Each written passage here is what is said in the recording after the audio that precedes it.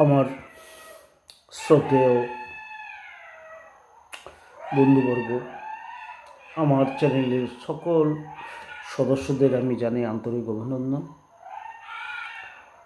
কিন্তু আজকে এই আন্তরিক অভিনন্দন জানাতে গিয়ে দুঃখের প্রকাশ হয়েছে। আজকের বিষয়টি হচ্ছে এসএসসি 1600 নিয়োগ যেটা হয়েছে। দীর্ঘ প্রায় 9 বছর রানিং শিক্ষকরা সুপ্রিম কোর্টের একটা কলমের গুঁতোয় তারা চাকরি থেকে বঞ্চিত হয়ে গেল 26,752 জন। কি সুন্দর বিচার ব্যবস্থা! 26,752 জনের পরিবার না খেয়ে তাদের থাকতে হবে। চাকরি কারা করে? যাদের কোনো উপায় থাকে না, যাদের জমি জায়গা থাকে না, কোনো ব্যবসা বাণিজ্য থাকে না, তাদের জন্যই তো চাকরির প্রয়োজন।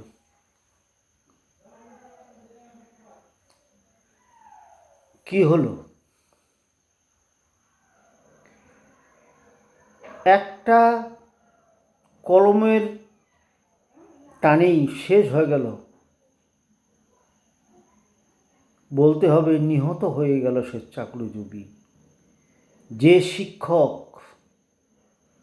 সমাজের মেরুদণ্ড, যে শিক্ষক দেশকে সুসজ্জিত শিক্ষিত করে তুলতে পারে, সেই শিক্ষক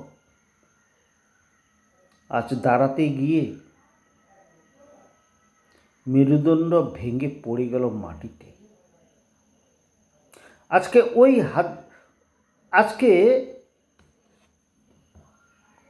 ভূপেন হাজারিকার একটা গানের কথা খুব মনে পড়ছে আমার। অসংখ্য মানুষের হাহাকার শুনেও নিঃশব্দে নীরবে ও গঙ্গা তুমি বইছ কেন?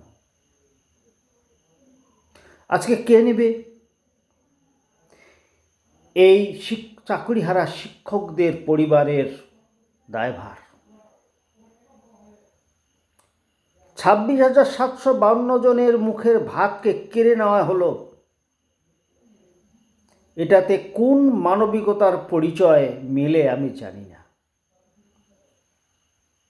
ভালোই তো চলছিল।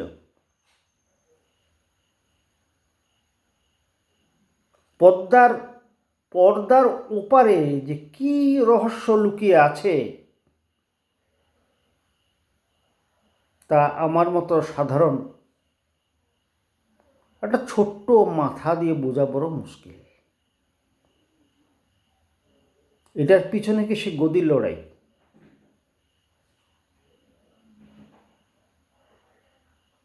ভালোই চলছিল সংসার, ভালোই চলছিল দেশটি, রাজ্যটি ভালোই চলছিল, শিক্ষাতে উন্নয়ন ঘটেছে অনেক।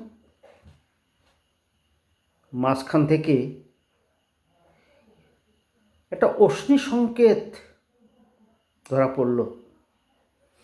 এরপরে প্রাইমারি স্তর ধরবে। এখানে যে কি হবে জানা মুশকিল। আরও কত হাজার লোকের যে চাকরি যাবে রাজ্য সরকার টেকাতে পারবে না। রাজ্য সরকার তো একবারও বলেনি। রাজ্য সরকার একবারও বলেছে যে আমি ভুল নিয়োগ করেছি? দিব্যি চলছিল, ভালো চলছিল। যারা ফেক, অরিজিনাল নয়, তাদেরকে বের করে দেওয়া হলে ভালো হতো, এবং যারা আজও পথে ন্যায্য দাবির জন্য চিৎকার করে অনশন করছে তাদেরকে নিয়োগ করলে ভালো হতো আমার মতে। তাই বলে কে বা কারা দোষ করলো 26,000 চাকরি চলে গেল, ভালো খারাপ সব আশ্চর্য বিষয়, ভাবতেও অবাক লাগে। আমি আমাদের সরকারকে, পশ্চিমবঙ্গ সরকারকে বলতে চাই, কিভাবে সমাধান করা যেতে পারে ভাবুন। মনোবল হারিয়ে শিক্ষকদের জানে মারার চেষ্টা করে কোনো লাভ নেই। যে শিক্ষক সমাজ গড়ে সে শিক্ষককে নিহত করলে দেশ বাঁচতে পারে না।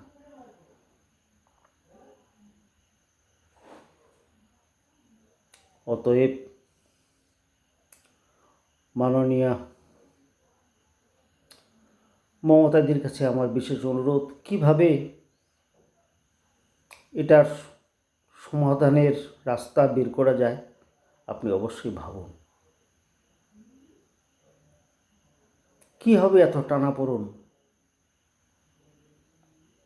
সমস্ত কিছু দায় ভার চাপিয়ে দিচ্ছে আমাদের রাজ্য সরকারের উপরে। এটাই যেন একটা রাস্তা ওরা খুঁজে পেয়েছে যে কীভাবে সংসারটাকে এখান থেকে সরিয়ে দেওয়া যায়। আমরা জনগণ রয়েছি, আপনি যে পথটা বেছে নেবেন সেটাই আমরা থাকব। ভালো থাকবেন, মানসিকভাবে বিষণ্ণ হয়ে পড়বেন না। বিশেষ করে আমি একজন শিক্ষক, আমি খুব মর্মাহত ব্যাপারটা কি, শিক্ষকের কোনো জাত থাকে না, শিক্ষক কোনো ধর্মের মধ্যে থাকে না। শিক্ষক শিক্ষকই। 8 বছর তারা চাকরি করলো, এখন তারা হয়ে গেল বেআইনি শিক্ষক। খুব খারাপ। এই জিনিসটা শুনতেও অবাক লাগে, মানে খুব খারাপ লাগে। যাই হোক, কথাগুলো আমার জড়িয়ে আসছে, ভালো লাগছে না। তবে দিদির কাছে বিশেষ অনুরোধ, কীভাবে এটাকে রোকা যায় ভাববেন। ভালো থাকবেন।